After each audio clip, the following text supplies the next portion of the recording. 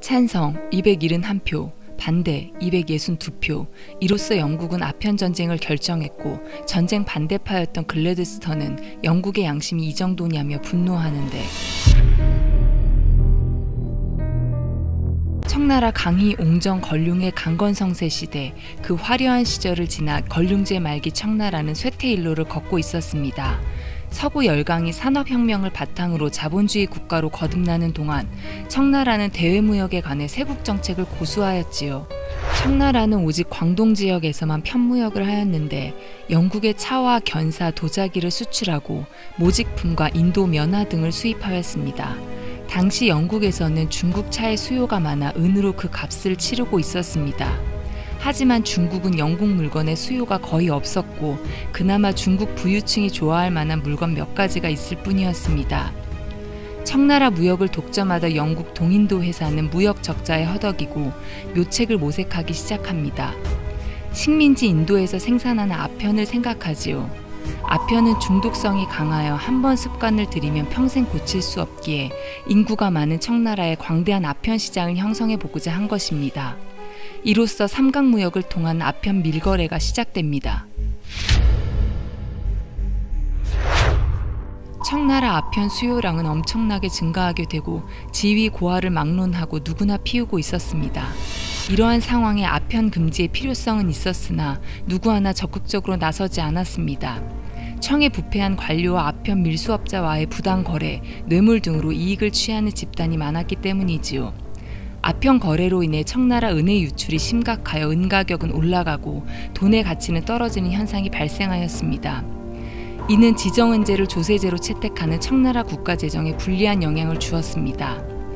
아편 그 자체의 해악도 커서 농민 생활이 어려워지고 사회 기강이 내려앉았습니다. 아편에 대한 실마리를 찾던 도광제는 여러 의견을 듣게 됩니다.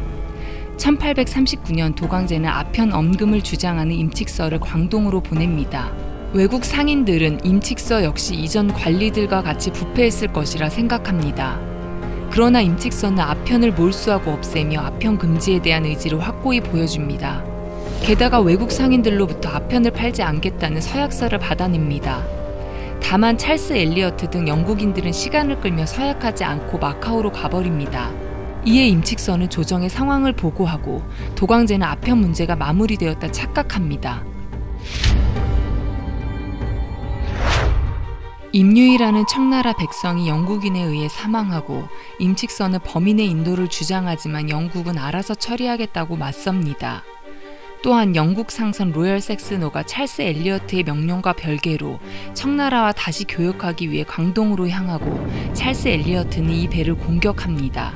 이러한 갈등 속에 1차 천비해전이 발발하고 결국 도광제는 영국과의 교역을 정지시킵니다.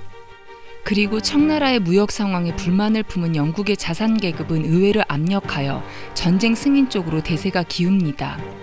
1840년 6월 영국은 광동에 도착 후 함흥과 정해를 치고 그해 8월 천진까지 옵니다. 도광제는 임칙서가 이를 키웠다며 그를 파면시키고 임칙서 자리에 기선을 내세워 영국과 협상을 통해 문제를 해결하고자 했습니다. 하지만 영국은 홍콩 할양과 배상금을 요구하기 시작합니다. 1841년 1월에 2차 천비해전이 터지고 기선은 천비가조약을 체결합니다. 이에 도광제는 분노하여 기선을 유배형에 처하고 조약은 부결되었습니다. 영국의 찰스 엘리어트 역시 소환되고 포팅어가 그 자리를 대신하게 됩니다. 영국은 진해와 영파 역시 점령하고 장강까지 진격합니다. 1842년 3월 혁산이 이끄는 부대는 투항하고 협경 부대는 도망갑니다.